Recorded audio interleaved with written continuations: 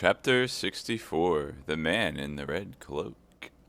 The despair of Athos had given place to a concentrated grief which only rendered more lucid the brilliant mental faculties of that extraordinary man, possessed by one single thought, that of the promise he had made and of the responsibility he had taken. He retired last to his chamber, begged of the host to procure him a map of the province, bent over it, examined every line traced upon it, perceived that there were 4 different roads from Bethune to Armentières, and summoned the lackeys. Planchet, Grimaud, Bateson, and Mousqueton presented themselves, and received clear, positive, and serious orders from Athos. They must set out the next morning at daybreak, and go to Armentières, each by a different route. Planchet, the most intelligent of the 4, was to follow that by which the carriage had gone upon which the 4 friends had fired, and which was accompanied, as may be remembered, by Rochefort's servant. Athos set the lackeys to work first, because since these men had been in the service of himself and his friends, he had discovered in each of them different and essential qualities. He's Pokemoning them. Then lackeys who ask questions inspire lack. Then lackeys who ask questions inspire less mistrust than masters, and meet with more sympathy among those to whom they address themselves. Besides, Milady knew the masters, and did not know the lackeys. On the contrary, the lackeys knew Milady perfectly. All 4 were to meet the next day at 11 o'clock. If they had discovered Milady's retreat, 3 were to remain on guard. The 4th was to return to Bethune in order to inform Athos and serve as a guide to the 4 friends.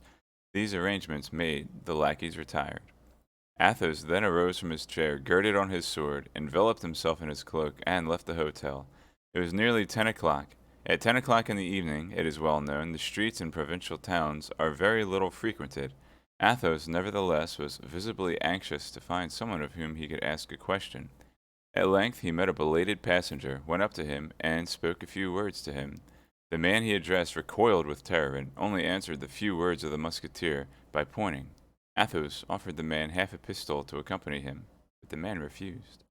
Athos then plunged into the street the man had indicated with his finger, but arriving at 4 crossroads, he stopped again, visibly embarrassed. Nevertheless, as the crossroads offered him a better chance than any other place of meeting somebody, he stood still. In a few minutes a night watch passed. Athos repeated to him the same question he had asked the first person he met. The night watch evinced the same terror, refused in his turn to accompany Athos, and only pointed with his hand to the road he was to take. Athos walked in the direction indicated and reached the suburb situated at the opposite extremity of the city from that by which he and his friends had entered it. There he again appeared uneasy and embarrassed, and stopped for the 3rd time. Fortunately, a mendicant passed, who, coming up to Athos to ask charity, Athos offered him half a crown to accompany him where he was going. The mendicant hesitated at first, but at the sight of the piece of silver which shone in the darkness, he consented, and walked on before Athos. Arrived at the angle of a street, he pointed to a small house, isolated, solitary, and dismal. Athos went toward the house, while the mendicant, who had received his reward, left as fast as his legs could carry him. Athos went round the house before he could distinguish the door, amid the red color in which the house was painted. No light appeared through the chinks of the shutters. No noise gave reason to believe that it was inhabited. It was dark and silent as the tomb. 3 times Athos knocked without receiving an answer. At the 3rd knock, however, steps were heard inside. The door at length was opened, and a man appeared of high stature, pale complexion, and black hair and beard. Athos and he exchanged some words in a low voice. Then the tall man made a sign to the Musketeer that he might come in. Athos immediately profited by the permission, and the door was closed behind him. The man whom Athos had come so far to seek, and whom he had found with so much trouble, introduced him into his laboratory, where he was engaged in fastening together with iron wire the dry bones of a skeleton. All the frame was adjusted except the head, which lay on the table. All the rest of the furniture indicated that the dweller in this house occupied himself with the study of natural science. There were large bottles filled with serpents, ticketed according to their species, dried lizards shone like emeralds set in great squares of black wood, and bunches of wild odoriferous herbs, doubtless possessed of virtues unknown to common men, were fastened to the ceiling and hung down in the corners of the apartment. There was no family, no servant. The tall man alone inhabited this house. Athos cast a cold and indifferent glance upon the objects we have described. and at the invitation of him whom he came to seek, sat down near him. Then he explained to him the cause of his visit, and the service he required of him. But scarcely had he expressed his request when the unknown, who remained standing before the musketeer, drew back with signs of terror and refused. Then Athos took from his pocket a small paper on which 2 lines were written, accompanied by a signature and a seal, and presented them to him who had made too prematurely these signs of repugnance. The tall man had scarcely read these lines, seen the signature, and recognized the seal when he bowed to denote that he had no longer any objection to make, and that he was ready to obey. Athos required no more. He arose, bowed, went out, returned by the same way he came, re-entered the hotel, and went to his apartment. At daybreak, D'Artagnan entered the chamber and demanded what was to be done. "To wait," replied Athos. "So, what happened to the elixir that D'Artagnan can make that heals everything?" Okay, whatever. "To wait," replied Athos. Some minutes after, the superior of the convent sent to inform the musketeers that the burial would take place at midday. She already dead. As to the poisoner, they had heard no tidings of her whatever, only that she must have made her escape through the garden. Maybe his potion only works on, like, wounds, not on poison. On the sand of which her footsteps could be traced, and the door of which had been found shut. As to the key, it had disappeared. At the hour appointed, Lord de Winter and the 4 friends repaired to the convent. The bells tolled, the chapel was open, the granting of the choir was closed. In the middle of the choir, the body of the victim, clothed in her novitiate dress, was exposed.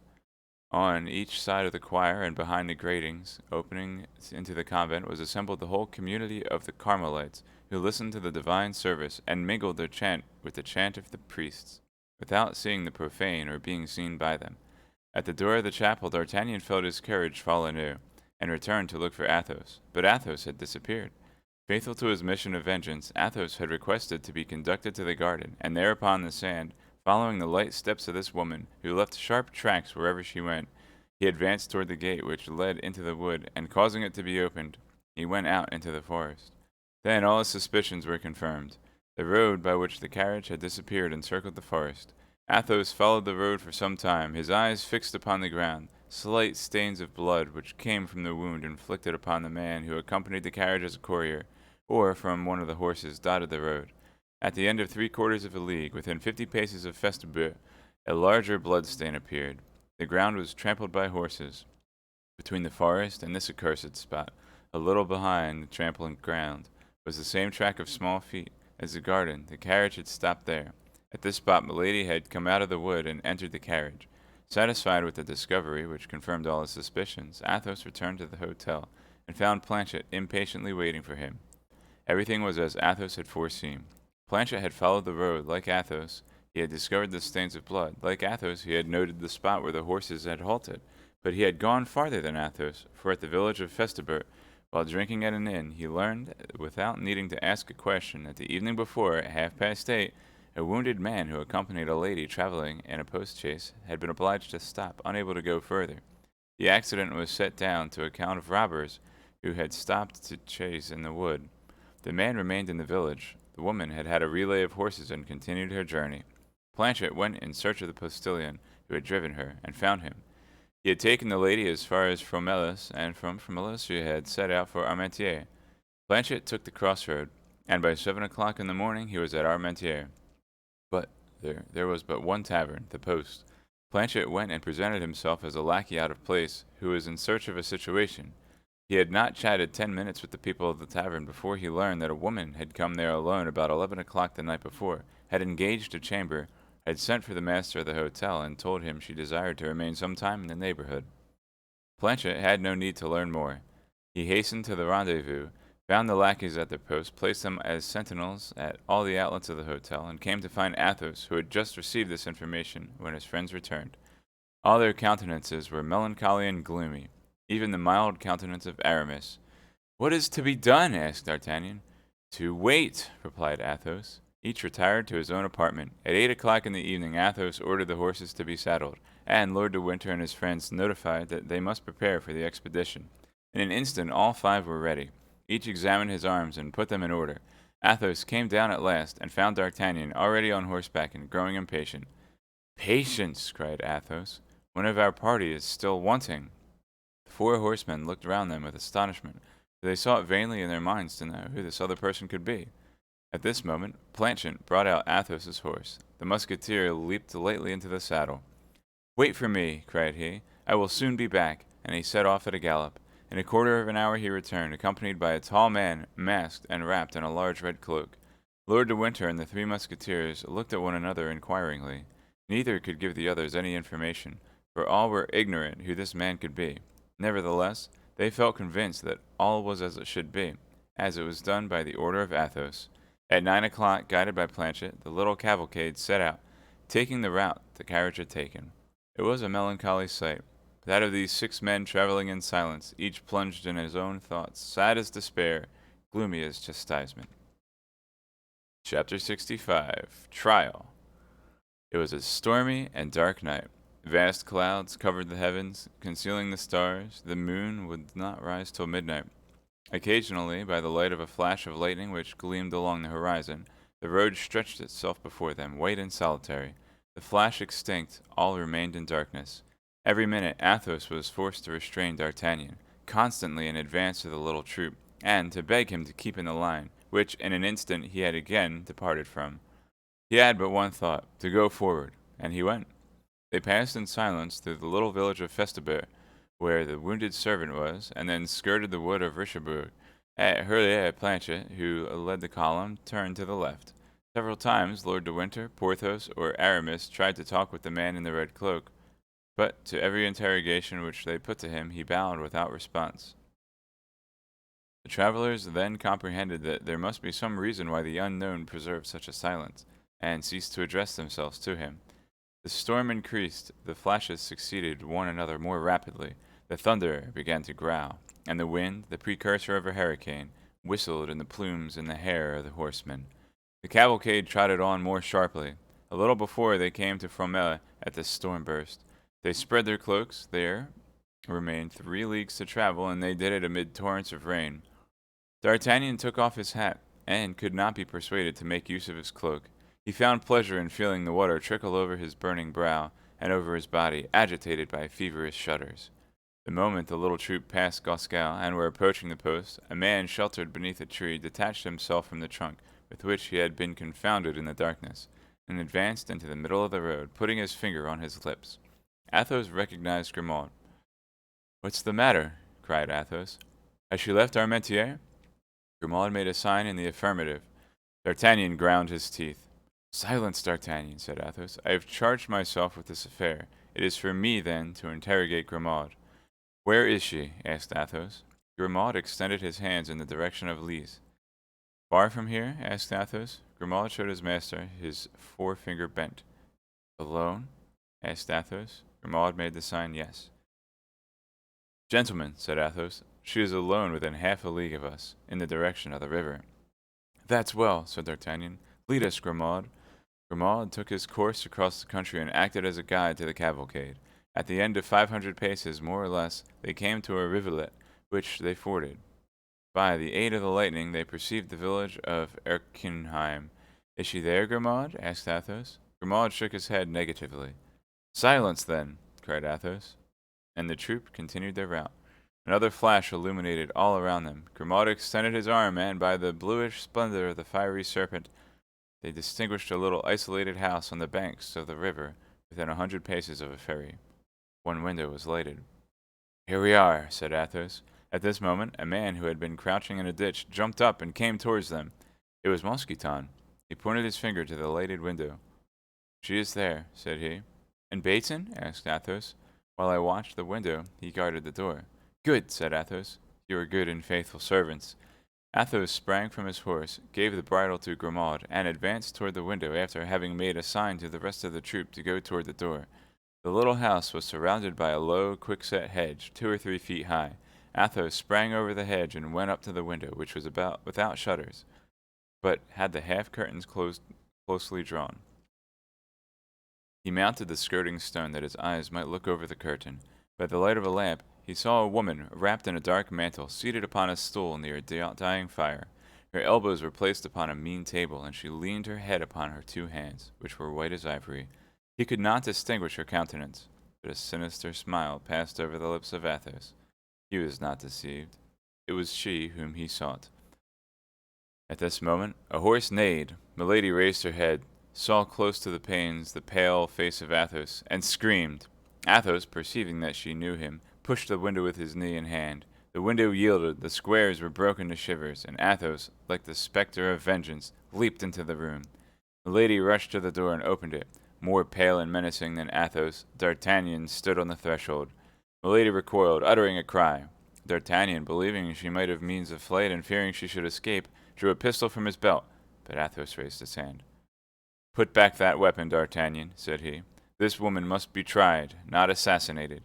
Wait an instant, my friend, and you shall be satisfied. Come in, gentlemen." D'Artagnan obeyed, for Athos had the solemn voice and the powerful gesture of a judge sent by the Lord himself. Behind D'Artagnan entered Porthos, Aramis, Lord de Winter, and the man in the red cloak. 4 lackeys guarded the door and the window. Milady had sunk into a chair, with her hands extended as if to conjure this terrible apparition. Perceiving her brother-in-law, she uttered a terrible cry. "What do you want?" screamed Milady. "We won," said Athos, "Charlotte Backson, who first was called Comtesse de la Fere, and afterwards Milady de Winter, Baroness of Sheffield." "That is I! That is I!" murmured Milady, in extreme terror. "What do you want?" "We wish to judge you according to your crime," said Athos. "You shall be free to defend yourself. Justify yourself if you can. Monsieur d'Artagnan, it is for you to accuse her first." D'Artagnan advanced. "Before God and before men," said he, "I accuse this woman of having poisoned Constance Bonacieux, who died yesterday evening." He turned towards Porthos and Aramis. "We bear witness to this," said the 2 Musketeers with one voice. D'Artagnan continued, "Before God and before men, I accuse this woman of having attempted to poison me in wine which she sent me from Villeroy with a forged letter, as if that wine came from my friends. God preserved me, but a man named Brisemont died in my place." "We bear witness to this," said Porthos and Aramis in the same manner as before. "Before God and before men, I accuse this woman of having urged me to the murder of the Baron de Wardes. But as no one else can attest the truth of this accusation, I attest it myself. I have done." And D'Artagnan passed to the other side of the room with Porthos and Aramis. "Your turn, my lord," said Athos. The Baron came forward. "Before God and before men," said he, "I accuse this woman of having caused the assassination of the Duke of Buckingham." "The Duke of Buckingham assassinated!" cried all present with one voice. "Yes," said the Baron, "assassinated. On receiving the warning letter you wrote to me, I had this woman arrested and gave her in charge to a loyal servant. She corrupted this man. She placed the poniard in his hand. She made him kill the Duke, and at this moment perhaps Felton is paying with his head for the crime of this fury." A shudder crept through the judges, and the revelation of these unknown crimes. "That is not all," resumed Lord de Winter. "My brother, who made you his heir, died in 3 hours of a strange disorder which left livid traces all over his body. My sister, how did your husband die?" "Horror!" cried Porthos and Aramis. "Assassin of Buckingham, assassin of Felton, assassin of my brother, I demand justice upon you, and I swear that if it not be granted to me, I will execute it myself." And Lord de Winter ranged himself by the side of D'Artagnan, leaving the place free for another accuser. Milady let her head sink between her 2 hands, and tried to recall her ideas, whirling in a mortal vertigo. "My turn," said Athos, himself trembling as the lion trembles at the sight of the serpent. "My turn. I married that woman when she was a young girl. I married her in opposition to the wishes of all my family. I gave her my wealth, I gave her my name, and one day I discovered that this woman was branded. This woman was marked with a fleur-de-lis on her left shoulder." "Oh," said Milady, raising herself, "I defy you to find any tribunal which pronounced that infamous sentence against me.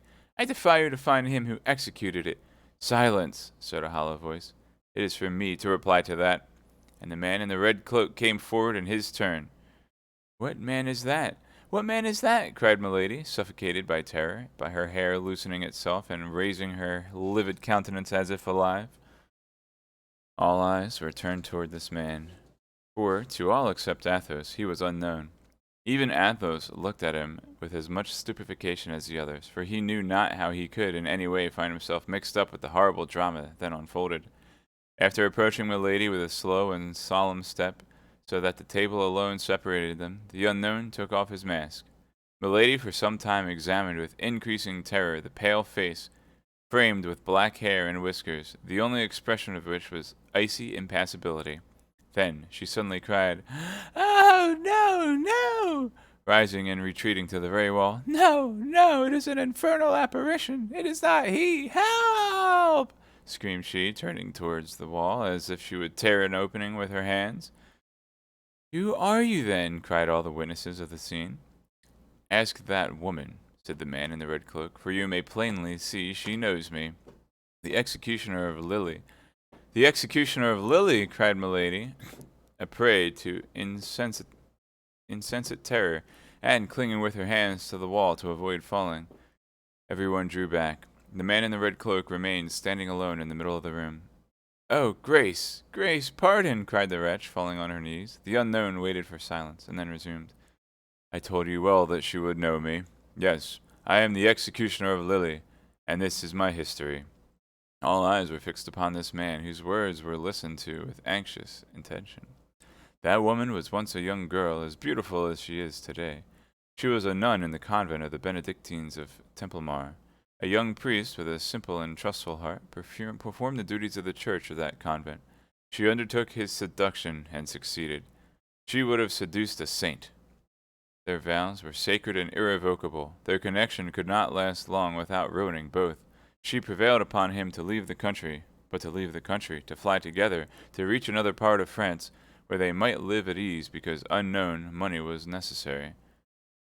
Neither had any. The priest stole the sacred vases and sold them, but as they were preparing to escape together, they were both arrested. 8 days later, she had seduced the son of the jailer and escaped. The young priest was condemned to 10 years of imprisonment, and to be branded.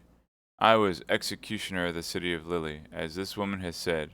I was obliged to brand the guilty one, and he, gentlemen, was my brother. I then swore that this woman who had ruined him, who was more than his accomplice since she had urged him to the crime, should at least share his punishment. I suspected where she was concealed. I followed her, I caught her, I bound her, and I imprinted the same disgraceful mark upon her that I had imprinted upon my poor brother. The day after my return to Lily, my brother in his turn succeeded in making his escape. I was accused of complicity, and was condemned to remain in his place till he should again be prisoner. My poor brother was ignorant of this sentence. He rejoined this woman. They fled together into Berry, and there he obtained a little curacy. This woman passed for his sister. The lord of the estate on which the chapel of the curacy was situated saw this pretend sister, and became enamored of her, amorous to such a degree that he proposed to marry her. Then she quitted him. She had ruined for him she was destined to ruin, and became the Comtesse de la Fere. All eyes were turned toward Athos, whose real name that was, and who made a sign with his head that all was true which the executioner had said. Then, resumed he, mad, desperate, determined to get rid of an existence from which she had stolen everything, honor and happiness, my poor brother returned to Lily, and learned the sentence which had condemned me in his place, surrendering himself, and hanged himself that same night from the iron bar of the loophole of his prison. To do justice to them who had condemned me, they kept their word. As soon as the identity of my brother was proved, I was set at liberty. That is the crime of which I accuse her. That is the cause for which she was branded. Monsieur d'Artagnan, said Athos, what is the penalty you demand against this woman? The punishment of death, replied D'Artagnan. My Lord de Winter, continued Athos, what is the penalty you demand against this woman? The punishment of death, replied Lord de Winter. Messrs. Porthos and Aramis, repeated Athos, you who are her judges, what is the sentence you would pronounce upon this woman? The punishment of death, replied the Musketeers in a hollow voice. Milady uttered a frightful shriek, "Eek!" and dragged herself along several paces upon her knees toward her judges. Athos stretched out his hand toward her. Charlotte Backson, Comtesse de la Fere, Milady de Winter, said he, your crimes have wearied men on earth and God in heaven. If you know a prayer, say it, for you are condemned, and you shall die. At these words, which left no hope, Milady raised herself in all her pride and wished to speak, but her strength failed her. She felt that a powerful and implacable hand seized her by the hair and dragged her away as irrevocably as fatality drags humanity. She did not, therefore, even attempt the least resistance, and went out of the cottage. Lord de Winter, D'Artagnan, Athos, Porthos, and Aramis went out close behind her. The lackeys followed their masters, and the chamber was left solitary, with its broken window, its open door, and its smoky lamp burning sadly on the table.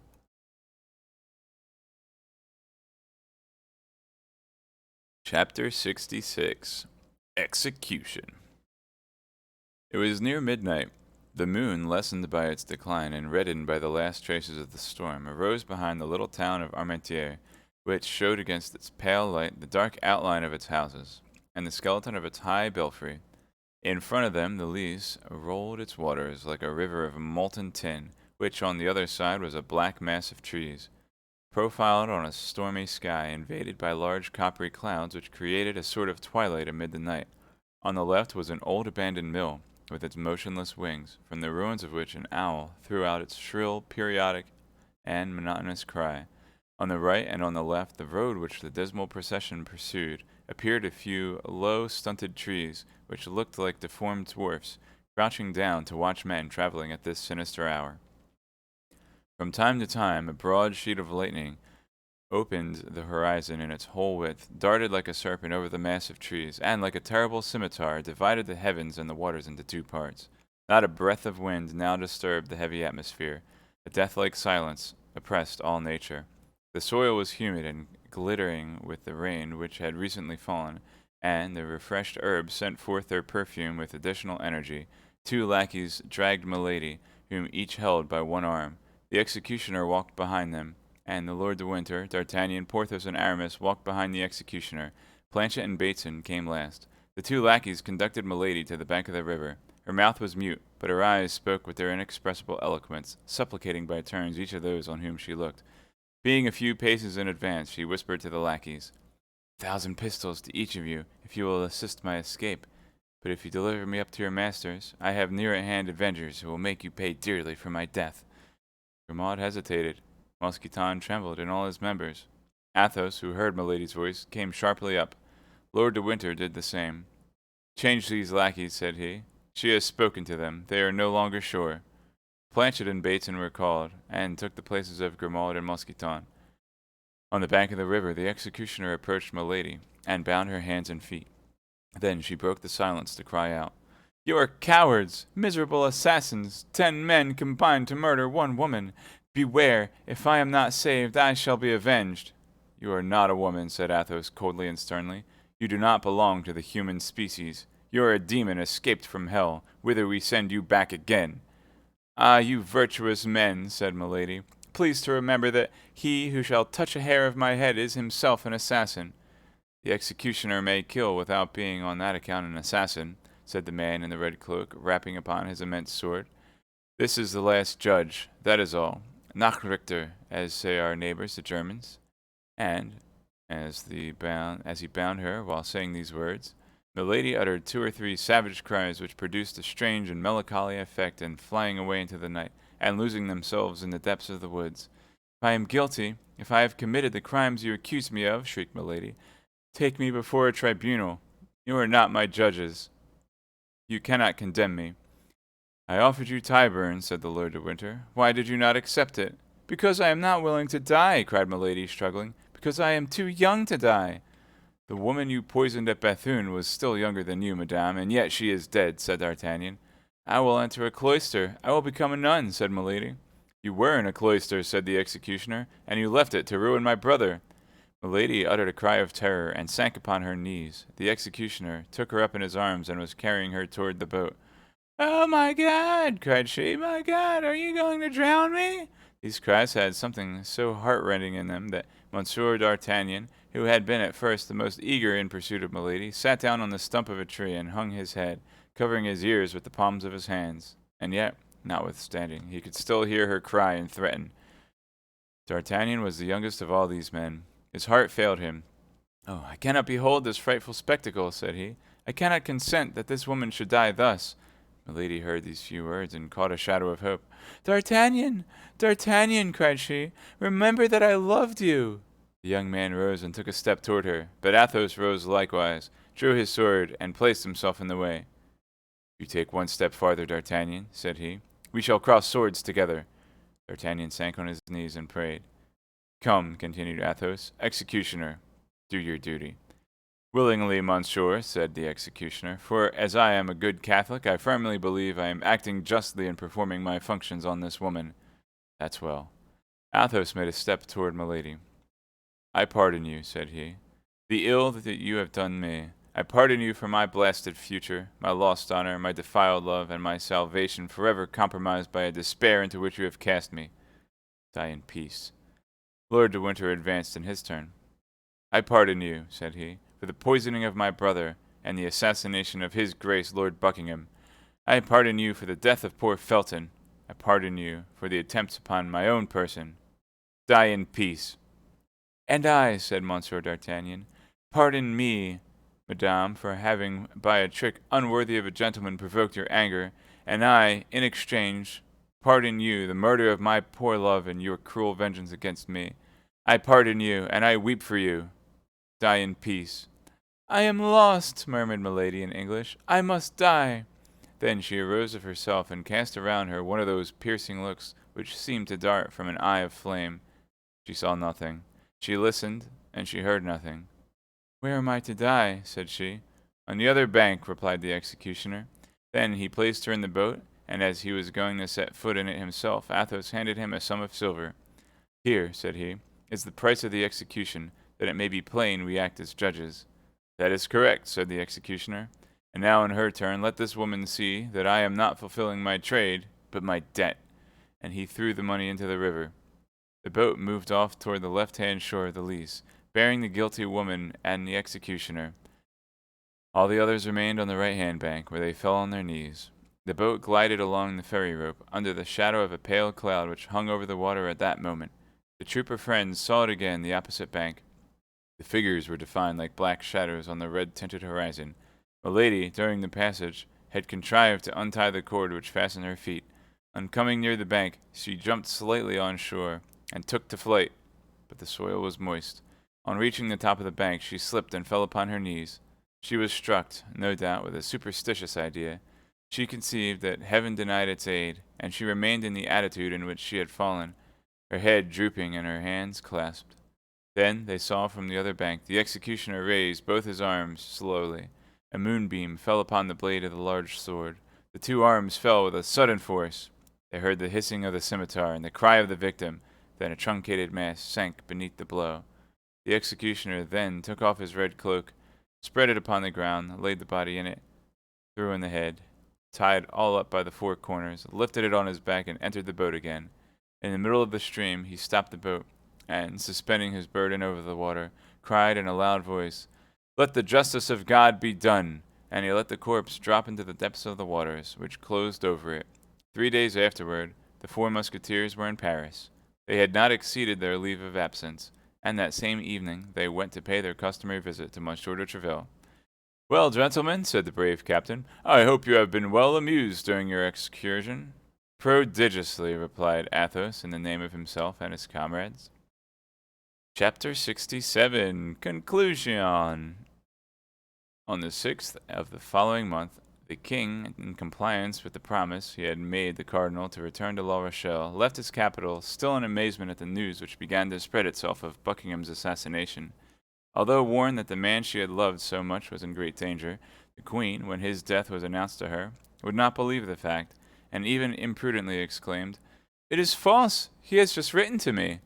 But the next day she was obliged to believe this fatal intelligence. Laporte, detained in England, as everyone else had been, by the orders of Charles I, arrived and was the bearer of the Duke's dying gift to the Queen. The joy of the king was lively. He did not even give himself the trouble to dissemble, and displayed it with affectation before the Queen. Louis XIII, like every weak mind, was wanting in generosity. But the king soon again became dull and indisposed. His brow was not one of those that long remain clear. He felt that in returning to camp he should re-enter slavery. Nevertheless, he did return. The cardinal was for him the fascinating serpent, and himself the bird which flies from branch to branch without power to escape. The return to La Rochelle, therefore, was profoundly dull. Our four friends in particular astonished their comrades. They traveled together side by side with sad eyes and heads lowered. Athos alone from time to time raised his expansive brow.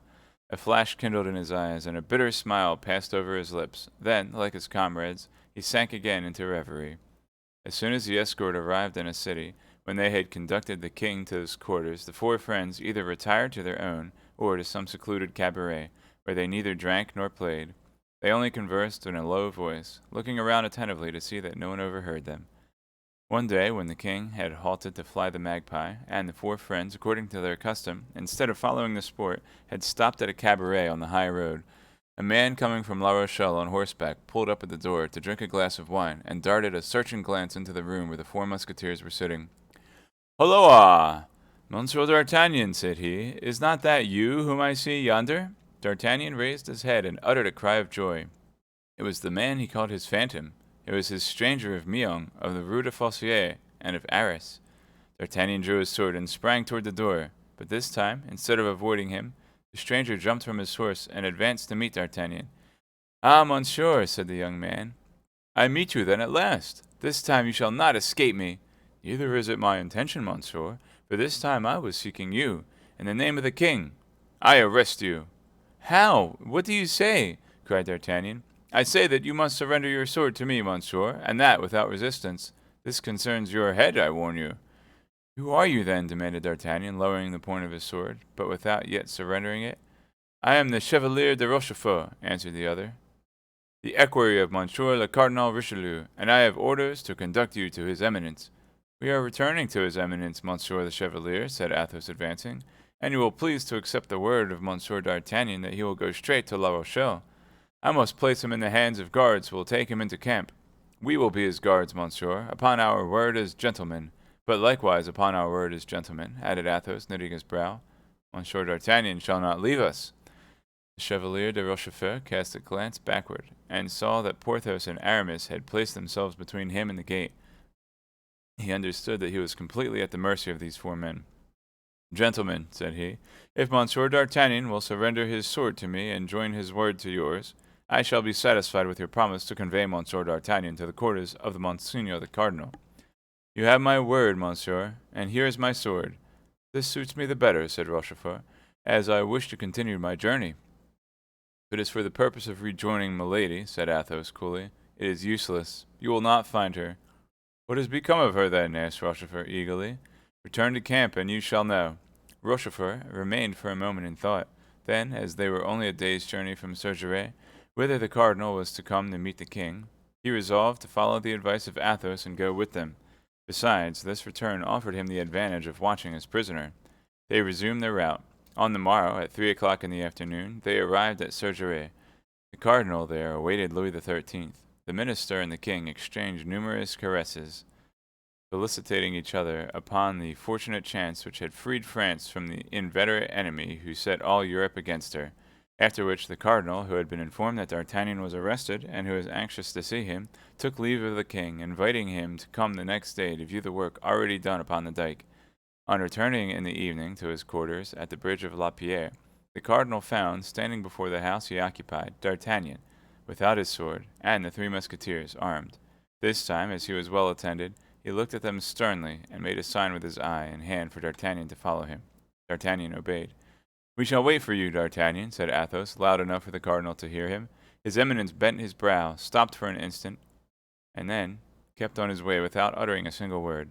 D'Artagnan entered after the cardinal, and behind D'Artagnan the door was guarded. His Eminence entered the chamber, which served him as a study, and made a sign to Rochefort to bring in the young musketeer. Rochefort obeyed and retired. D'Artagnan remained alone in front of the cardinal. This was his second interview with Richelieu, and he afterward confessed that he felt well assured it would be his last. Richelieu remained standing, leaning against the mantelpiece. A table was between him and D'Artagnan. "Monsieur," said the cardinal, "you have been arrested by my orders." "So they tell me, monseigneur." "Do you know why?" "No, monseigneur, for the only thing for which I could be arrested is still unknown to your Eminence." Richelieu looked steadfastly at the young man. "Holloa," said he, "what does that mean?" "If Monseigneur will have the goodness to tell me, in the first place, what crimes are imputed to me, I will then tell him the deeds I have really done." "Crimes are imputed to you which had brought down far loftier heads than yours, Monseigneur," said the cardinal. "What, Monseigneur?" said D'Artagnan, with a calmness which astonished the cardinal himself. "You are charged with having corresponded with the enemies of the kingdom. You are charged with having surprised state secrets. You are charged with having tried to thwart the plans of your general." "And who charges me with this, Monseigneur?" said D'Artagnan, who had no doubt the accusation came from Milady. "A woman branded by the justice of the country. A woman who has espoused one man in France and another in England. A woman who poisoned her second husband and who attempted both to poison and assassinate me." "What do you say, monsieur?" cried the cardinal, astonished. "And of what woman are you speaking thus?" "Of Milady de Winter," replied D'Artagnan. "Yes, of Milady de Winter, of whose crimes your eminence is doubtless ignorant, since you have honored her with your confidence." "Monsieur," said the cardinal, "if Milady de Winter has committed the crimes you lay charge to her, she shall be punished." "She has been punished, Monseigneur." "And who has punished her?" "We." "She is in prison?" "She is dead." "Dead!" repeated the cardinal, who could not believe what he heard. "Dead! Did you not say she was dead?" "3 times she attempted to kill me, and I pardoned her. But she murdered the woman I loved. Then my friends and I took her, tried her, and condemned her." D'Artagnan then related the poisoning of Madame Bonacieux in the convent of the Carmelites at Bethune, the trial in the isolated house, and the execution on the banks of the Lys. A shudder crept through the body of the cardinal, who did not shudder readily. But all at once, as if undergoing the influence of an unspoken thought, the countenance of the cardinal, till then gloomy, cleared up by degrees, and recovered perfect serenity. "So," said the cardinal, in a tone that contrasted strongly with the severity of his words, "you have constituted yourselves judges, without remembering that they who punish without license to punish are assassins? Monseigneur, I swear to you that I never for an instant had the intention of defending my head against you. I willingly submit to any punishment your eminence may please to inflict upon me. I do not hold life dear enough to be afraid of death." "Yes, I know you are a man of a stout heart, monsieur," said the cardinal, with a voice almost affectionate. "I can therefore tell you beforehand, you shall be tried, and even condemned." Another might reply to your eminence that he had his pardon in his pocket. I content myself with saying, "Command, monseigneur, I am ready." "Your pardon?" said Richelieu, surprised. "Yes, monseigneur," said D'Artagnan. "And signed by whom? By the king?" The cardinal pronounced these words with a singular expression of contempt. "No, by your eminence." "By me? You are insane, monsieur." "Monseigneur will doubtless recognize his own handwriting." And D'Artagnan presented to the cardinal the precious piece of paper which Athos had forced from Milady, and which he had given to D'Artagnan to serve him as a safeguard. His eminence took the paper, and read in a slow voice, dwelling upon every syllable. "December 3rd, 1627. It is by my order, and for the good of the state, that the bearer of this has done what has done. Richelieu." The cardinal, after having read these 2 lines, sank into a profound reverie, but he did not return the paper to D'Artagnan. "He is meditating by what sort of punishment he shall cause me to die," said the Gascon to himself. "Well, my faith, he shall see how a gentleman can die." The young musketeer was in excellent disposition to die heroically. Richelieu still continued thinking, rolling and unrolling the paper in his hands. At length he raised his head, fixed his eagle look upon that loyal, open, and intelligent countenance, read upon the face furrowed with tears, the sufferings its possessor had endured in the course of a month, and reflected for the 3rd or 4th time how much there was in that youth of 21 years before him, and what resources his activity, his courage, and his shrewdness might offer to a good master. On the other side, the crimes, the power, and the infernal genius of Milady had more than once terrified him. He felt something like a secret joy at being forever relieved of this dangerous accomplice. Richelieu slowly tore the paper which D'Artagnan had generously relinquished. "I am lost," said D'Artagnan to himself, and he bowed profoundly before the cardinal, like a man who says, "Lord, thy will be done." The cardinal approached the table, and without sitting down, wrote a few lines upon a parchment, of which 2/3 were already filled, and affixed his seal. "That is my condemnation," thought D'Artagnan. "He will spare me the ennui of the Bastille, or the tediousness of a trial. That's very kind of him." "Here, monsieur," said the cardinal to the young man, "I have taken from you 1 carte blanche to give you another. The name is wanting in this commission. You can write it yourself. D'Artagnan took the paper hesitatingly and cast his eyes over it. It was a lieutenant's commission in the Musketeers. D'Artagnan fell at the feet of the cardinal. Monseigneur, said he, my life is yours. Henceforth dispose of it. But this favor which you bestow upon me I do not merit. I have 3 friends who are more meritorious and more worthy. You are a brave youth, D'Artagnan, interrupted the cardinal, tapping him familiarly on the shoulder, charmed at having vanquished this rebellious nature. Do with this commission what you will. Only remember, though the name be blank, it is you I give it. I shall never forget it, replied D'Artagnan. Your eminence may be certain of that. The cardinal turned and said in a loud voice, Rochefort! The chevalier, who no doubt was near the door, entered immediately. Rochefort, said the cardinal, you see Monseigneur D'Artagnan. I receive him among the number of my friends. Greet each other, then, and be wise if you wish to preserve your heads.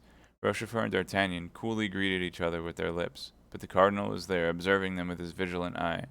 They left the chamber at the same time. We shall meet again, shall we not, monsieur? When you please, said D'Artagnan. An opportunity will come, replied Rochefort. Hey? Said the cardinal, opening the door. The 2 men smiled at each other, shook hands, and saluted his eminence. We were beginning to grow impatient, said Athos. Here I am, my friends, replied D'Artagnan, not only free, but in favor. Tell us about it.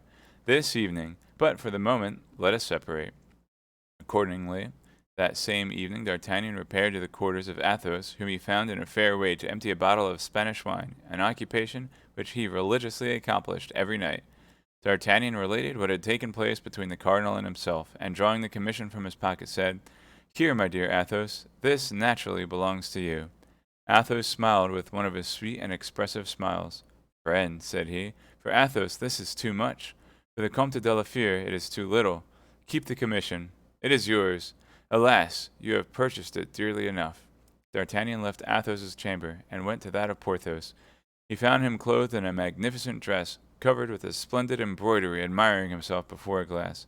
Ah, is that you, dear friend? Exclaimed Porthos. How do you think these garments fit me?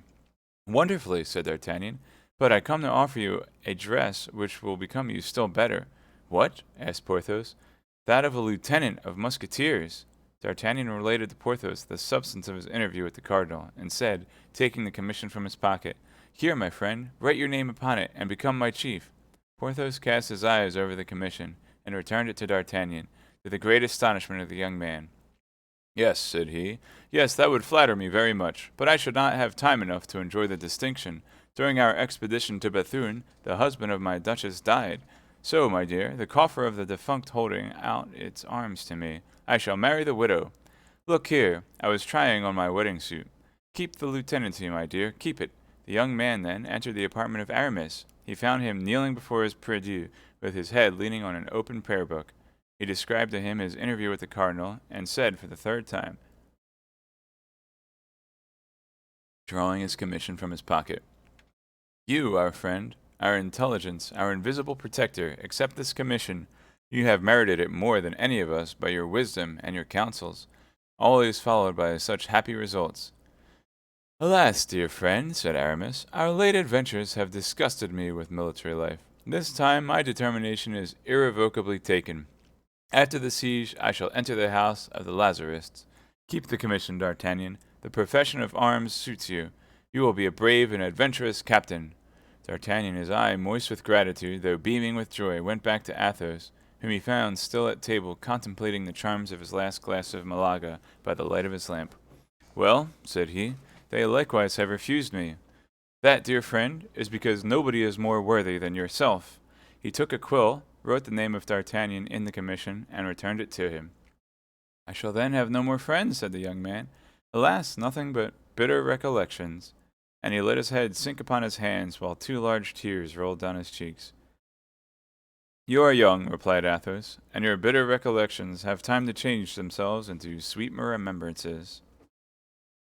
Epilogue. La Rochelle, deprived of the assistance of the English fleet and the diversion promised by Buckingham, surrendered after a siege of a year. On the 28th of October, 1628, the capitulation was signed. The king made his entrance into Paris on the 23rd of December the same year. He was received in triumph, as if he came from conquering an enemy and not a Frenchman. He entered by the Faubourg Saint-Jacques, under verdant arches. D'Artagnan took possession of his command. Porthos left the service, and in the course of the following year married Madame Coquenard. The coffer so much coveted contained 800,000 livres. Mousqueton had a magnificent livery, and enjoyed the satisfaction of which he had been ambitious all his life, that of standing behind a gilded carriage. Aramis, after a journey into Lorraine, disappeared all at once, and ceased to write his friends. They learned at a later period through Madame de Chevreuse, who told it to two or three of her intimates, that, yielding to his vocation, he had retired into a convent, only into which nobody knew. Baton became a lay brother. Athos remained a musketeer under the command of D'Artagnan till the year 1633, at which period, after a journey he made to Touraine, he also quit the service, under the pretext of having inherited a small property in Roussillon. Grimaud followed Athos. D'Artagnan fought 3 times with Rochefort, and wounded him 3 times. "I shall probably kill you the 4th," said he to him, holding out his hand to assist him to rise. "It is much better both for you and for me to stop where we are," answered the wounded man. "Corbleu, I am more your friend than you think, for after our very first encounter, I could be saying a word to the cardinal, by saying a word to the cardinal, could have had your throat cut." By this time embraced heartily, and without retaining any malice. Planchet obtained from Rochefort the rank of sergeant in the Piedmont regiment. Monsieur Bonacieux lived on very quietly, wholly ignorant of what had become of his wife, and caring very little about it. One day he had the imprudence to recall himself to the memory of the cardinal. The cardinal had informed that he would provide for him, so that he should never want for anything in the future. In fact, Monsieur Bonacieux, having left his house at 7 o'clock in the evening to go to the Louvre, never appeared again to the Rue de Fossier. The opinion of those who seemed to be best informed was that he was fed and lodged in some royal castle at the expense of his generous eminence.